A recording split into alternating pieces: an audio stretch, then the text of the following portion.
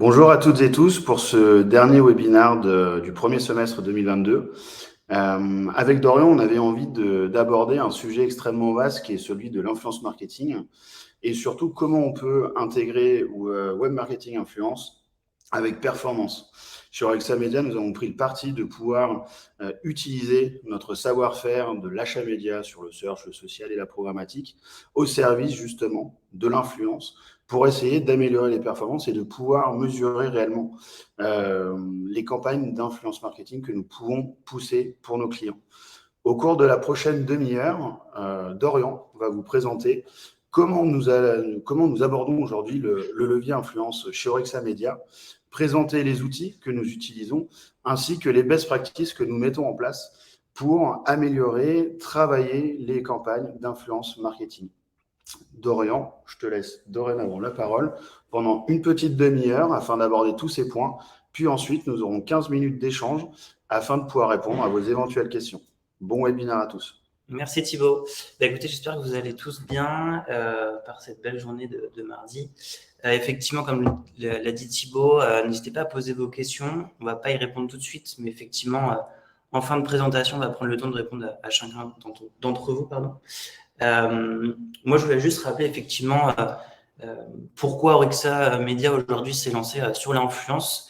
Le premier constat effectivement qu'on a mis en lumière, c'est le fait que nos clients actuels veulent mutualiser, si vous voulez, leurs demandes et veulent pas multiplier les agences avec lesquelles elles travaillent, et donc trouver une agence avec qui on peut à la fois traiter des sujets paid media mais également d'influence, du coup pour pas multiplier les sujets et également pour gagner du temps, puisqu'effectivement vous allez voir sur des contenus influence, la durée de vie est assez limitée. On est sur du one shot, on est un petit peu dans l'urgence sur certains sujets. Par exemple, des stories sur Instagram ont une durée de vie de 24 heures, et du coup, nous, on est vraiment dans l'action pour pouvoir répondre aux besoins du client et également répondre aux attentes de l'influenceur.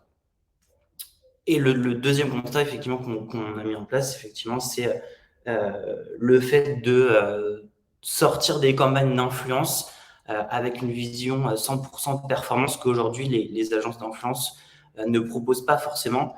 Donc on est venu axer effectivement nos connaissances pour sortir des campagnes de marketing d'influence à la performance. Le sommaire, du coup, dans une première partie, on va voir effectivement ce marché du marketing d'influence. C'est une vision un petit peu 360 pour vous montrer, nous, aujourd'hui, on se positionne sur ce marché. Dans une deuxième partie, on va parler plus des créateurs de contenu, des influenceurs qui maintenant ont basculé sur la création de contenu. Dans une troisième partie, effectivement, l'amplification de ce contenu pour trouver la performance. Et dans une dernière partie, vous présentez nos outils qu'on a à disposition aujourd'hui pour pouvoir vous proposer des campagnes performantes et intéressantes. Pour la première partie, donc le marketing d'influence, j'ai mis ce graphique pour vous montrer où aujourd'hui nous on se positionne et où les agences classiques d'influence se positionnent. Les agences classiques d'influence vont vous proposer effectivement des campagnes qui ont plus une vocation de notoriété, faire connaître la marque ou le produit, et qui vont moins tendre à l'engagement et à la transformation, mais voilà, plus quelque chose, avec des KPI plus brandés, plus notoriété, plus trafic et moins à la performance. Donc aujourd'hui, nous, on s'est vraiment positionné sur le bas du funnel de conversion, qui va être l'engagement à la transformation. Donc dans un premier temps, l'engagement à travers le contenu des influenceurs, qui va être très intéressant, qui va avoir un côté je gagne la confiance de l'internaute, et de ça vont découler effectivement la transformation via l'amplification sur les réseaux sociaux, donc à la fois sur TikTok, à la fois sur Facebook et Instagram et Snapchat. Sur tous les leviers, on va pouvoir faire de l'amplification. c'est encore quelque chose qui est rarement fait dans les campagnes de marketing digital, de marketing d'influence, pardon, puisque c'est un métier à part entière que nous, on exerce depuis plusieurs années. Mais c'est encore quelque chose qui est très peu fait. Et aujourd'hui, c'est assez intéressant puisque on voit vraiment un essoufflement aujourd'hui des créations en social paid media. On essaye d'avoir un souffle nouveau. Et du coup, on a trouvé vraiment cette partie influence très intéressante puisqu'on vient à la fois créer du contenu, créer des nouveaux assets, entre guillemets, via les influenceurs qu'on vient réexploiter, voilà, pour avoir cette vision on veut gagner en confiance auprès de l'internaute à travers justement une publicité qui ne ressemble pas à une publicité. Dans le flux justement Instagram ou Facebook ou TikTok, on va avoir cette publicité qui va être brandée au nom de l'influenceur, qui ne ressemble pas donc à une publicité, et l'internaute va mieux transformer, va être beaucoup plus en confiance grâce à un contenu créé par les influenceurs. L'influence marketing, pourquoi choisir du coup l'influence marketing en 3 grands points? Effectivement, donc, on vous l'a rappelé tout à l'heure, mais gagner en visibilité, c'est très important pour faire connaître sa marque, pour connaître son produit, mais ça va découler effectivement, ça va être vraiment la première position du funnel de conversion. Et ensuite, derrière, on va avoir l'amplification pour pouvoir convertir ces prospects-là. Donc, le premier point, effectivement, gagner en visibilité de façon naturelle et via un contenu qui est très intéressant pour les internautes auxquels ils vont pouvoir s'identifier. Le deuxième point très important, effectivement, ce que nous remontent les marques aujourd'hui, c'est que quand on analyse justement ce trafic qui est apporté via l'influence, donc on regarde via des outils comme Google Analytics, on voit que 98% des sessions utilisateurs sont des nouveaux utilisateurs. C'est-à-dire qu'aujourd'hui, pratiquement tout le trafic qu'on vient apporter grâce au marketing d'influence, c'est que des nouveaux utilisateurs, donc potentiellement des nouveaux clients. Et puis, je l'ai rappelé, mais le troisième point, booster ses ventes. L'influence d'hier, où on vient juste faire une story sans lien de redirection, si on vient faire une campagne d'influence sans amplification, pour moi, aujourd'hui, ce marketing d'influence-là est fini pour moi. Nous, on veut vraiment positionner le marketing d'influence au niveau justement en bas du funnel de conversion pour dire oui, aujourd'hui l'influence convertit, oui, aujourd'hui grâce à l'influence on peut booster ses ventes, on peut collecter des dons, on peut vraiment transformer. L'influence en 3 grands points. Ce qu'il faut vraiment retenir aujourd'hui, c'est qu'au fil des années, les réseaux sociaux ont pris de plus en plus de place. Aujourd'hui, on passe 3 fois plus de temps sur le smartphone que sur la TV. Donc, après, c'est moi ma vision, mais c'est vrai que maintenant, on investit beaucoup sur des spots TV qui n'ont pas forcément une vocation de transformation derrière, parce que soit on ne peut pas la mesurer, soit voilà, c'est compliqué de mesurer cette transformation via un spot TV. Et en plus de ça, les gens regardent de moins en moins la télé. Donc, moi, ma vision, c'est d'investir de plus en plus sur l'influence qui va être potentiellement, qui va être mesurable via nos outils et derrière qui est beaucoup plus impactante pour la transformation derrière. On aura un taux de transformation qui sera bien plus important que sur la télé. Il faut savoir aussi qu'au niveau de l'audience, il est possible de segmenter chaque audience via le contenu des influenceurs. Je vous donne un exemple. On va avoir un influenceur qui va parler de mode de beauté pour un de nos clients qui va être dans ce secteur-là. Donc, on va savoir effectivement que tel ou tel influenceur, on va pouvoir le sélectionner pour tel ou tel segment d'audience, ce qui n'est pas forcément possible je reviens à la télé, mais effectivement, la télé, on va pouvoir segmenter par programme, mais ça reste assez global, entre guillemets, en segmentation. Donc, au niveau du message qu'on va adresser justement à notre cible et aux segmentations justement de ces bassins d'audience, on va être beaucoup plus précis sur le marketing d'influence. Au niveau des résultats, j'en ai parlé, mais effectivement, on va avoir une efficacité qui est 3 fois plus efficace qu'une campagne de publicité classique. Et ça passe par effectivement la confiance accrue envers cette personne, enfin, envers cet influenceur.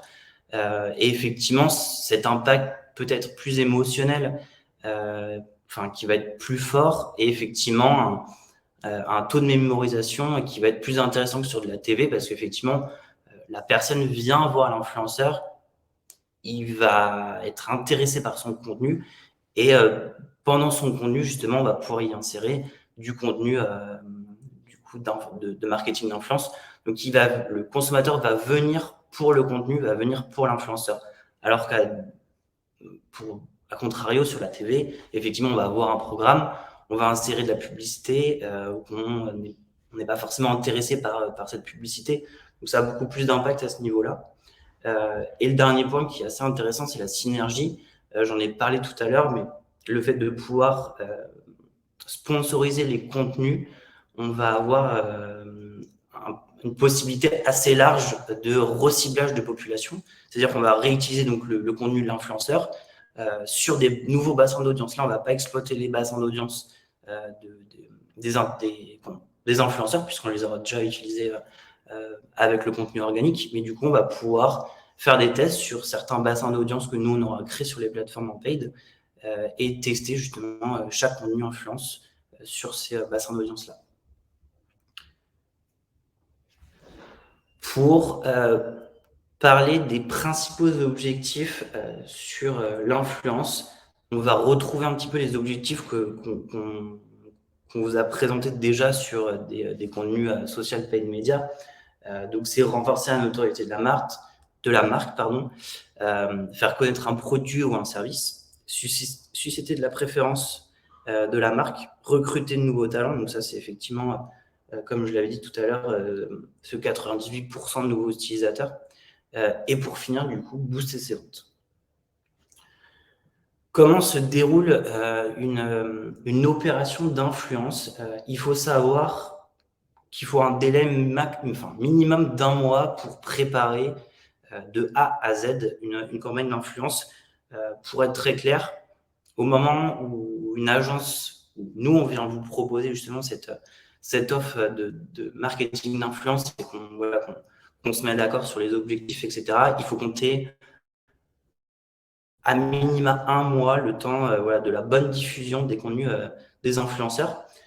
Donc là, j'ai remis effectivement la timeline. Donc c'est dans un premier temps, comprendre ensemble vos besoins, définir ensemble les objectifs, définir le budget qui est très important, et ensuite définir justement les audiences que vous souhaitez toucher. Ça, c'est un travail qu'on fait ensemble dans un workshop justement collaboratif. C'est définir ensemble les premiers objectifs, les premiers budgets, etc. Et nous, après, on prend la main à partir de là pour identifier justement, sourcer les différents influenceurs qui seraient intéressants. La présentation. Petit problème technique, on revient dans 2 secondes.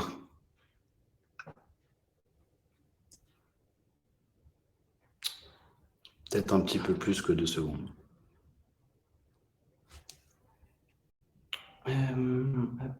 Hop.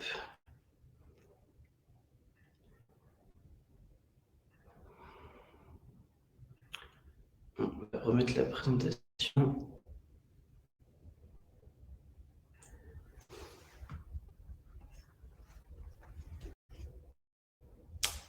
La présentation va redémarrer.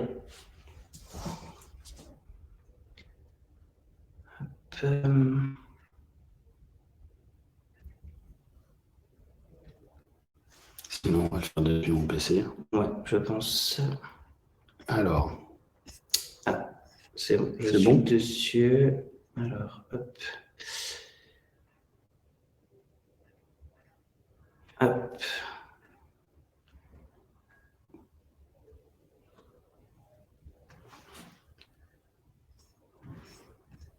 Tu peux m'envoyer. Ah, c'est bon. Parfait. Hop. Non, c'est pas moi. Hop. Et c'est reparti. l'écran est un peu petit. Non, c'est bon. Non, je pense que... On va sur les 3 petits points. Voilà. On va y aller comme ça. Ok. Est-ce que vous voyez bien encore l'écran? Si vous pouvez nous répondre sur le chat, sinon on va essayer de trouver une solution. C'est parfait. Ok, super. Merci beaucoup. Merci. Donc effectivement, au niveau, donc j'étais rendu à effectivement le côté sourcing, où aujourd'hui nous, après effectivement définition des objectifs, nous on va pouvoir faire un premier sourcing des influenceurs.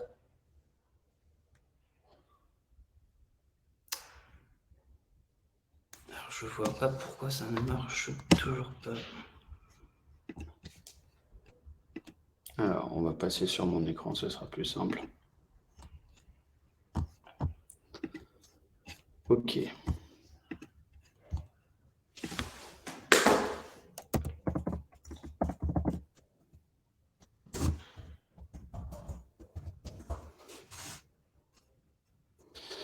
C'est le dernier du semestre, du coup, on commence tous à être un petit peu fatigués.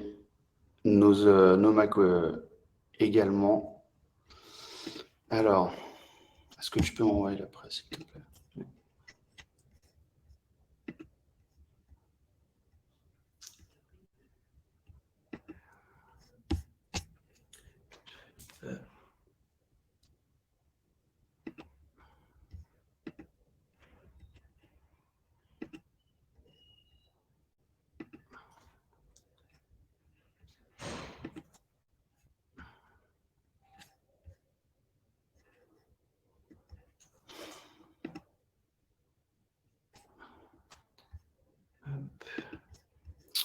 Ok, alors.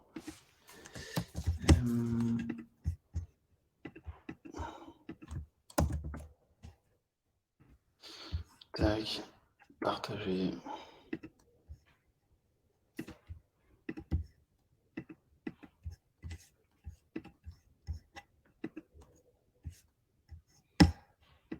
Et c'est reparti. Du coup, on en était sur la partie où Orexa Media va reprendre l'intégralité des besoins exprimés par nos clients afin de pouvoir commencer à réfléchir au dispositif d'influence que l'on va proposer. Dorian, c'est à toi. Merci. Donc, on aurait fait effectivement ce premier sourcing. On va soumettre ça à nos clients pour déjà avoir une première évaluation. Nous, on a déjà fait une première sélection en fonction de certaines notations des influenceurs, puisque on a nos outils que je vous présenterai après, qui vont me donner une notation sur chaque influenceur pour pouvoir justement pas présenter des influenceurs qui ont un contenu un petit peu pas forcément adéquat par rapport à la marque. Aussi, on va calculer un taux d'engagement, un taux de transformation par chaque influenceur, où justement on aura un minimum pour cette sélection. Effectivement, donc ça, on vous fait ce premier retour pour que vous puissiez valider les profils. Et quand on aura effectivement validé ces profils, on travaille ensemble sur la réalisation d'un brief pour envoyer aux influenceurs. Donc ça, c'est pareil, c'est un travail qu'on fait ensemble. Et ensuite, effectivement, on a les premières réceptions des BAT vidéo qu'on valide ensemble. Et ensuite, la campagne se déroule. On peut déjà sortir les premiers KPI sur ce premier volet de diffusion, avec un remerciement aussi des influenceurs qui est plutôt intéressant, puisque faut garder une relation de confiance avec ces influenceurs-là. On vient, si on est amené à faire de l'amplification durant cette campagne-là, on vient justement sponsoriser avec un budget qu'on aura défini ensemble, justement ce contenu de marketing d'influence. Au niveau des temps forts que j'ai remis là, c'est propre, on va dire, à toute campagne, on va dire, paid. On va retrouver effectivement en février la Saint-Valentin, en septembre la rentrée scolaire, en octobre Halloween, etc. On retrouve vraiment ces temps forts sur le paid. Donc c'est pour vous dire qu'effectivement sur l'influence, faut pas passer à côté de ces temps forts parce que ça va permettre justement de mieux convertir et d'adresser un message, on va dire, plus impactant et plus intéressant auprès de l'internaute. Donc, c'est pour voilà, vraiment vous montrer que l'influence, marketing d'influence ressemble vraiment beaucoup à une campagne de paid médias classique. Je voulais vous montrer des success stories. Je suis issu effectivement de l'influence dans le milieu du gaming. Donc pour moi, c'est assez fort comme justement comme success story. Le Z-Event, dans un premier temps, ça fait 4 ans maintenant qu'il a lieu, au profit justement de différentes structures associatives. La dernière, ils ont collecté plus de 10 millions d'euros. Et c'est grâce effectivement aux influenceurs gamers qui vont se relayer pendant un week-end entier pour voilà, se défier entre influenceurs et sur le réseau Twitch TV, se lancer des défis et collecter des dons pendant un week-end entier. Donc c'est pour vous montrer la force de tel événement, hein, puisque là on est vraiment on n'a aucun média paid entre guillemets, on n'a quasiment aucun budget marketing, c'est vraiment que les communautés des influenceurs qui vont faire le boulot. L'autre success story, effectivement, le speedon que je connais mieux, puisque effectivement j'ai beaucoup étudié ce cas-là au profit de Médecins du Monde, où là, pareil, on va mettre des speedrunners, donc c'est des influenceurs qui jouent aux jeux vidéo et qui veulent finir le jeu le plus rapidement possible. Là, ça a été vraiment de faire travailler ces communautés, enfin leur communauté également, pour faire des dons, encore une fois, sur Twitch TV. C'est un événement qui est rediffusé pendant un week-end entier. Et donc, pendant 40-72 heures, on va jouer à des jeux vidéo et demander à sa communauté de faire des dons au profit de Médecins du Monde. Ça a été vraiment les précurseurs pour la collecte pour les associations. Et maintenant, effectivement, beaucoup d'associations nous demandent de créer des événements un petit peu similaires, mais pas forcément maintenant dans le milieu du gaming. Hein, on va pouvoir créer des événements, que ce soit des influenceurs famille, des influenceurs plus beauté, etc. Maintenant, l'influence d'aujourd'hui, enfin d'hier, où on va demander à un influenceur de faire un post et de dire ouais, j'ai 30% de remise sur ce produit-là est fini. Je vais en parler après, justement, dans ce volet créateur de contenu. On est vraiment sur de la création, on touche à l'événementiel. On est pratiquement sur de la création d'événements. Donc, on est à la fois sur la création de contenu et de l'événementiel. Je reviens rapidement sur le leader sur YouTube, NordVPN, qui est sur un secteur de niche, puisque c'est de la protection de données pour particuliers. Il a voulu se faire connaître du grand public et a dépensé sans compter dans l'influence. Il dépense quasiment pas en marketing classique. Hein. Il a mis tout son budget sur l'influence et aujourd'hui, ça a payé. Hein. Il a pu toucher tous les plus grands youtubeurs de France, pratiquement tous. Et aujourd'hui, c'est un produit qui est connu du grand public, alors que de base, effectivement, c'est un produit niche et que personne ne connaissait de base. Donc, il a un petit peu évincé tous ses concurrents. Et aujourd'hui, vous allez parler de NordVPN à un jeune entre 20 et 30 ans, il va forcément connaître parce que un de ses youtubeurs aura fait de la publicité derrière. Et c'est de la publicité qui n'est pas intrusive. Je vais prendre l'exemple de Squeezie pour sa dernière opération avec NordVPN. Ils ont fait un énorme événement à Arena qui était un grand jeu avec des milliers de personnes. Il y a eu un concert de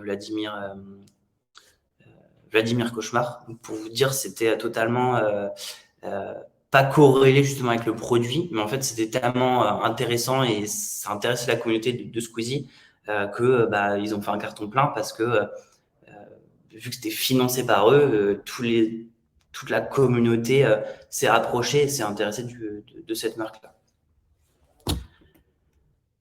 Pour parler des créateurs de contenu maintenant, ils sont répertoriés en 4 grosses catégories, la nano-influence, la micro-influence, la macro-influence et les stars. Nous, on a décidé effectivement de se focaliser sur la micro-influence, pardon, pour plusieurs raisons. La première, c'est que plus on va être dans des communautés restreintes, plus elles vont avoir d'engagement envers les publicités, puisqu'en fait, les personnes qui vont suivre un influenceur voilà, qui traite par exemple de la cuisine, il va avoir 20 000 personnes dans ses abonnés. C'est juste des gens qui sont intéressés par la cuisine. Et donc, un contenu qui, par exemple, une marque de cuisine qui va développer un nouvel ustensile, ça va être beaucoup plus engageant d'aller targeter effectivement ce micro-influenceur plutôt qu'une star comme, je vais reprendre l'exemple de Nabila où effectivement beaucoup de gens la suivent, mais pas forcément de catégorie spéciale. Donc voilà, aujourd'hui, nous, on trouve que la micro-influence, pardon, c'est à la fois engageant, on a quand même une taille de communauté qui est intéressante.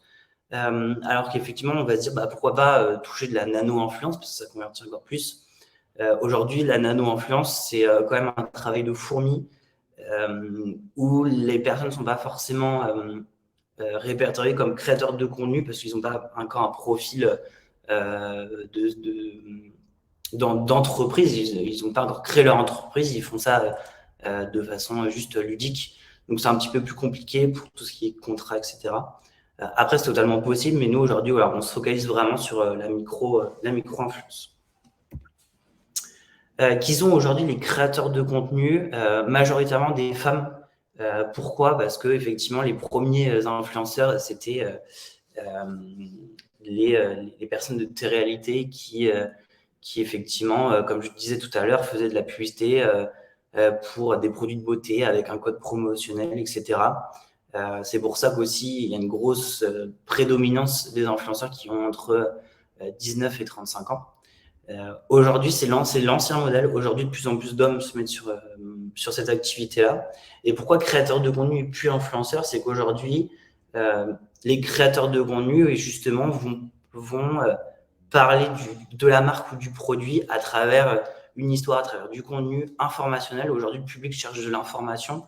Il ne cherche plus forcément à avoir un code promotionnel durant ces publicités. Je vais prendre l'exemple de Jamy dans l'émission C'est pas sorcier, qui justement a créé sa chaîne YouTube et aujourd'hui fait que des partenariats justement avec, il sélectionne les marques avec qui il veut faire des partenariats et il va pas parler justement de la marque ou du produit directement, il va le travailler au cours d'un sujet. Du coup, c'est vraiment ça, cette partie créateur de contenu, c'est qu'aujourd'hui, c'est vraiment de la création d'informations, de la création d'un petit programme en fait qui va intéresser justement les internautes. Au niveau des plateformes, on me demande souvent effectivement l'âge des influenceurs, l'âge des communautés, comment on peut justement trouver la bonne plateforme avec la bonne communauté. Il faut savoir que l'âge normalement de l'influenceur reflète l'âge de la communauté sur de la micro-influence. Donc là, on peut le voir effectivement, tout ce qui va être TikTok, Twitch, va être plutôt sur une cible voilà, de 20-25 ans.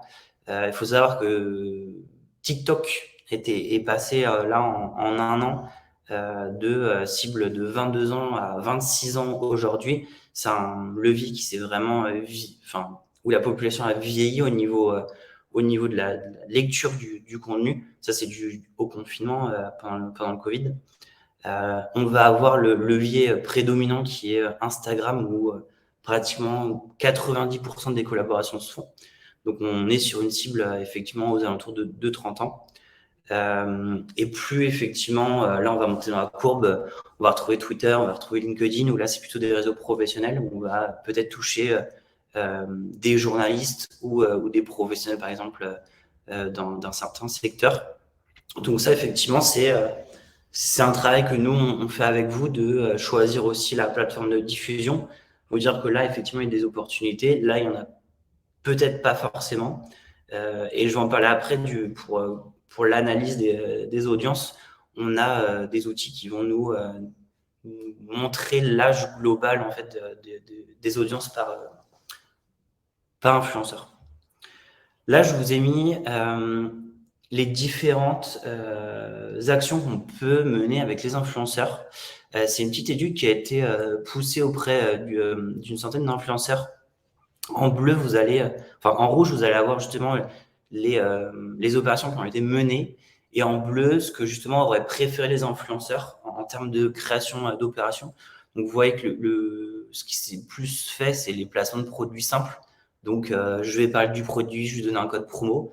Vous voyez qu'il y a beaucoup d'opérations qui s'est fait là-dessus. Et par rapport à la demande des influenceurs, c'est moins poussé. A contrario, on va avoir de la co-création avec la marque. Donc ça, par exemple, sur YouTube, on va avoir une opération. Donc pendant une vidéo, par exemple, de 20 minutes, on va parler d'un sujet, justement d'un contenu. Là, je vais parler tout à l'heure de Fred, qui a fait effectivement un partenariat avec... il me semble que c'était pour les huîtres, la consommation d'huîtres. Et justement, il a parlé justement de cet effet, des effets plus chimiques sur les huîtres, etc. Pour parler de la marque et du produit sans vraiment en parler. Donc, c'est vraiment de la création de contenu en collaboration avec la marque et l'influenceur. Donc voilà, c'est pour vous dire qu'il y a beaucoup d'opérations qui est possible grâce à l'influence. Il ne faut pas voir simplement le placement de produits classique ou le partage d'un code promo. C'est intéressant d'aller plus loin et justement rentrer en contact avec l'influenceur, lui demander ce que lui, il aimerait faire avec vous. Et c'est pareil, on peut très bien avoir des influenceurs aujourd'hui qui refusent des partenariats parce qu'ils ne voient pas d'intérêt ou ils trouvent ça très limité en termes d'intérêt. L'amplification, maintenant, je vous en ai parlé, donc vous en ai parlé déjà assez longuement, donc on va être un peu rapide là-dessus. On a le contenu de l'influenceur qui va être une vidéo, post, story, qui va pousser en organique, qui va donner de la visibilité et de la légitimité envers votre entreprise.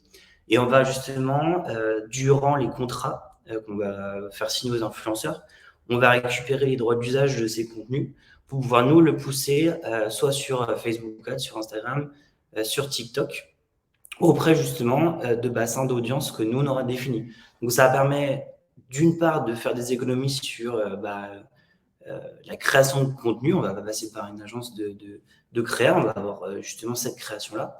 Et aux yeux des internautes, justement, ça ne va pas passer pour une publicité classique, mais ça va passer pour un flux, comme si il avait une story de ses amis ou de justement des personnes qui suivent.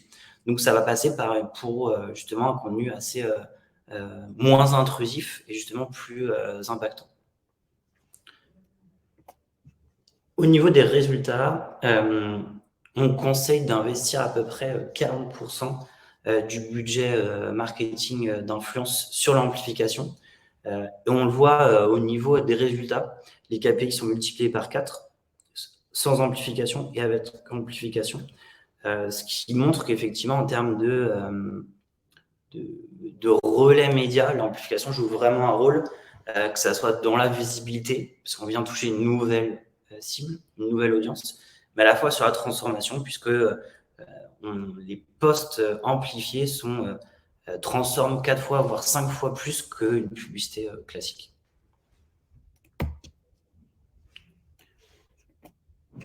Au niveau des exemples sur Instagram, ce que ça peut donner, en fait, on va retrouver vraiment un post classique, que ce soit de la story du post. Donc, ça va vraiment toujours être brandé au nom de l'influenceur.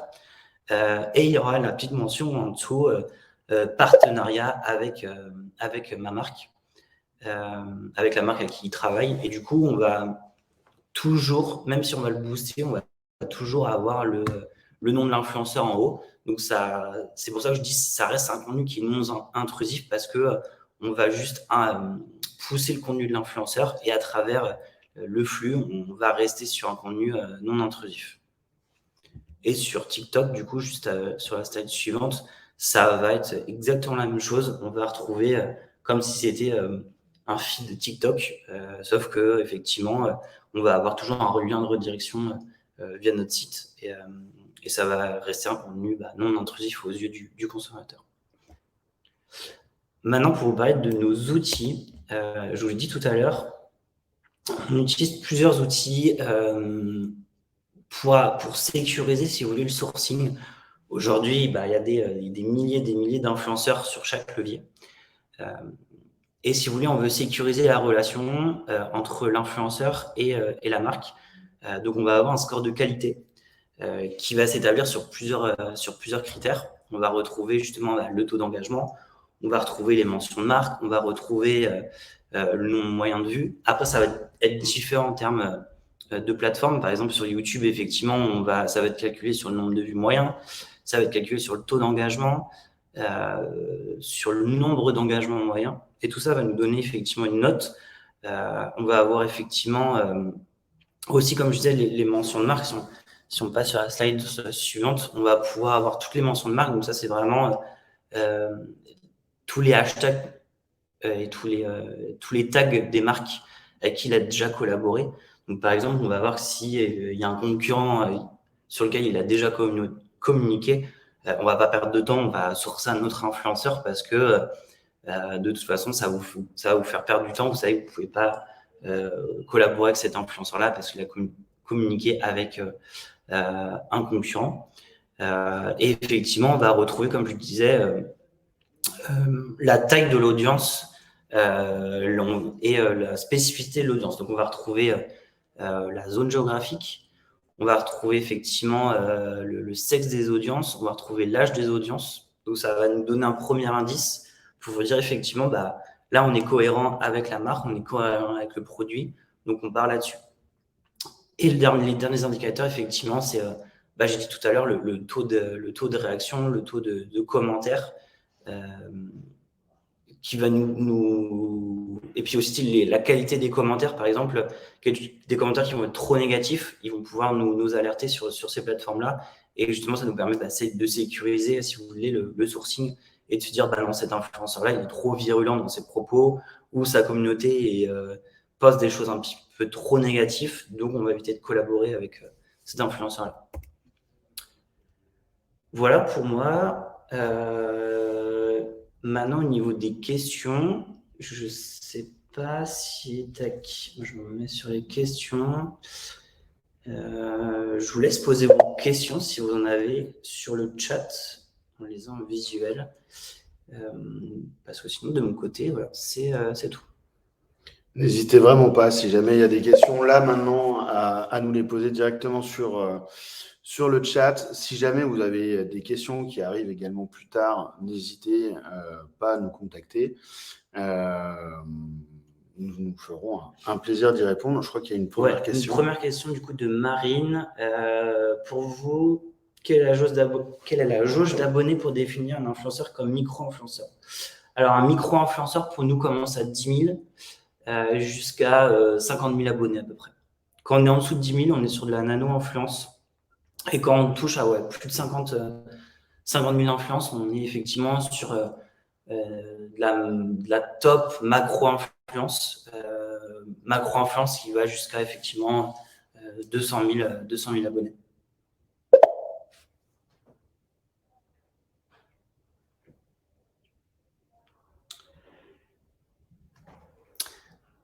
De rien. Si vous n'avez pas d'autres questions, on vous propose de terminer. Donc, si jamais vous deviez avoir des questions plus tard, n'hésitez surtout pas. D'accord, on en a une dernière de Sarah. Pourquoi plusieurs influenceurs sont réticents à l'idée que la marque amplifie leur contenu?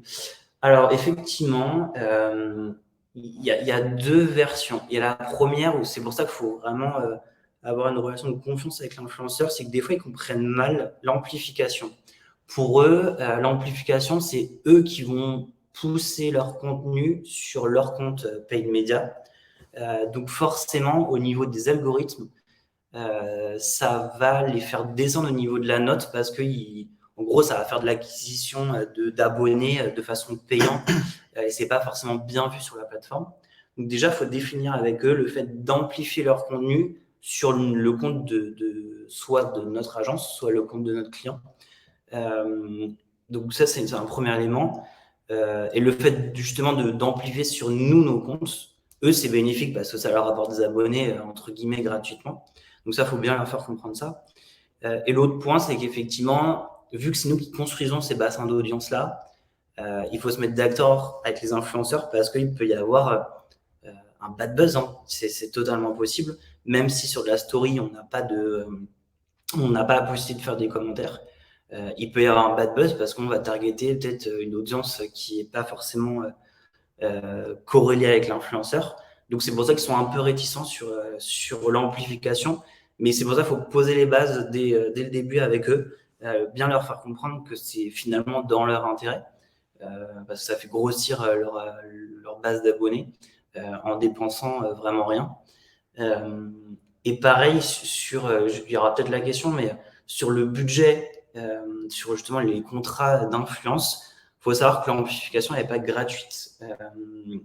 Il y aura toujours justement cette cession de droit d'image qui va être plus ou moins coûteux en fonction des influenceurs. Et on aura une durée de vie limitée qui peut aller de quelques semaines à quelques mois. Ça, c'est à définir justement avec les influenceurs, parce que nous, du coup, on a mis en place avec les influenceurs avec qui on travaille déjà. Donc, ça nous permet d'avoir déjà des contrats fixes et posés, des budgets aussi qu'on a en tête, parce que d'un influenceur à l'autre, comme je disais, ça peut doubler ou tripler. Donc, c'est l'avantage aussi de passer par nous pour ce genre d'opération. Pour compléter le propos de Dorian, on n'a jusqu'à présent eu aucun problème à pouvoir travailler avec des influenceurs sur des campagnes d'amplification de par notre travail collaboratif avec eux. De la même manière qu'on va avoir des workshops avec nos clients en amont d'une campagne d'influence marketing, on prend toujours le temps de discuter avec les influenceurs qui nous accompagnent sur ces dispositifs afin de leur expliquer les audiences qu'on va travailler, comment on va les travailler pour que ce soit 100% transparent pour eux, afin qu'ils aient une visibilité optimale sur quelles audiences on va toucher, afin de limiter ces fameuses vagues que peuvent être un bad buzz parce qu'on a ciblé une mauvaise audience qui ne va pas répondre de la bonne manière à nos messages. Donc, on a un vrai travail, nous, en amont, pour s'assurer que tout se passe bien au niveau des campagnes d'amplification qu'on peut avoir avec nos influenceurs pour nos clients.